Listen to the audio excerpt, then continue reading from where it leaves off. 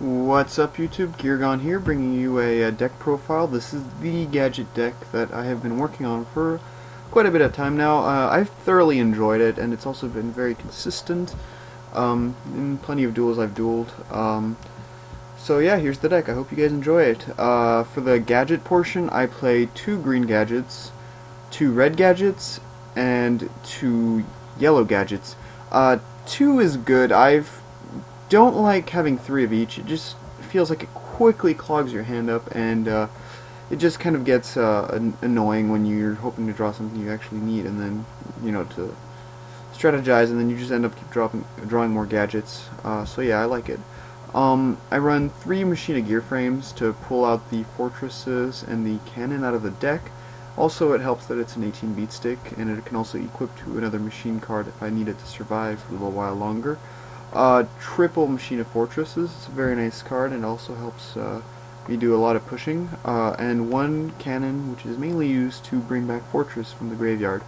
I run 2 Tragodias because this deck easily keeps you a consistent amount of cards in your hand, so it can easily be a nice beat stick. And I have a Gorge in there because he's always a nice last resort option to have. And 1 Card-Cardee. Card-Cardee is I like to run 2, but I'd like to run 3. I mean, but 1 is really nice. I have had multiple plays where I've dropped Card-Cardees. My opponents have Effect Veiler, and I had Creature Swap in my hand most of the time, and then I would just activate Creature Swap, take the big beater, take a Card-Cardee, and just move on with a bigger beating. Or I can ditch him and Machina Fortress to summon out a Fortress. So I mean, that's a nice little option to have on the side. For the spells, I run a double Creature Swap.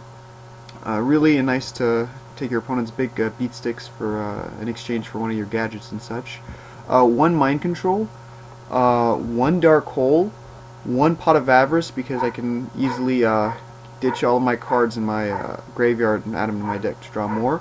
1 Monster Reborn, 1 Smashing Ground, 2 Dualities to keep some control into the hand and get what you need out of the deck. I run triple MST.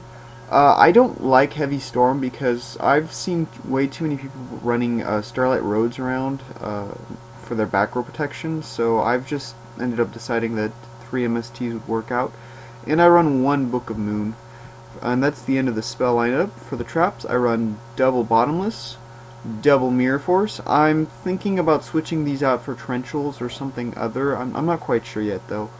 So far, Mirror Force has been really nice. Even though that is a problem with Starlight Road, but still.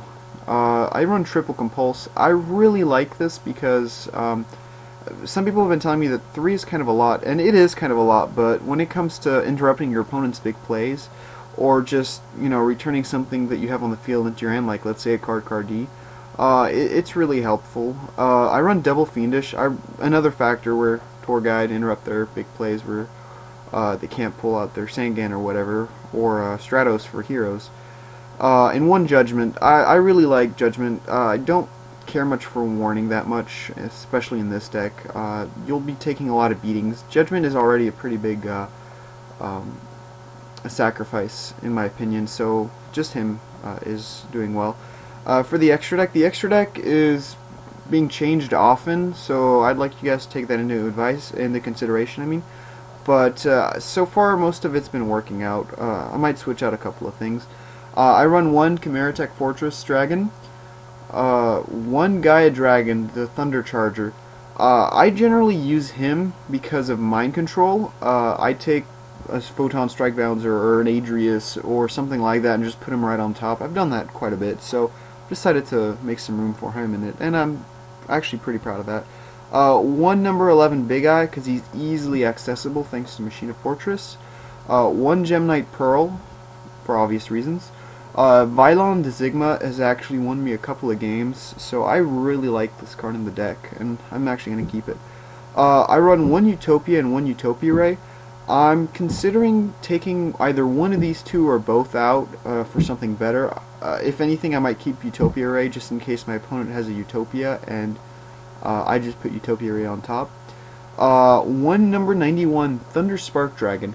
Now this is a card I've really enjoyed. It's like a Black Rose Dragon, but just for an Exceed version, and yeah, it's just really nice. Number 16 Shockmaster, for obvious reasons. Fairy King Alvord, really nice for when you're going to your beating your opponent with gadgets, and then they pull out a Gores. Well, just pull this guy out, detach one. That Gores is a 22 beat stick. You can't run this guy over. Hooray for for this guy. One gear Gigant X for obvious reasons, just searching more gadgets out of the deck. Photon Poppy, really like this guy also, but he's also an obvious reason. Evil Gishki Marogisht, I'm thinking about taking this guy out for a Black Ship of Corn, because I've never really gone into this guy before. Oh, maybe even Gaga Cowboy might be a better idea.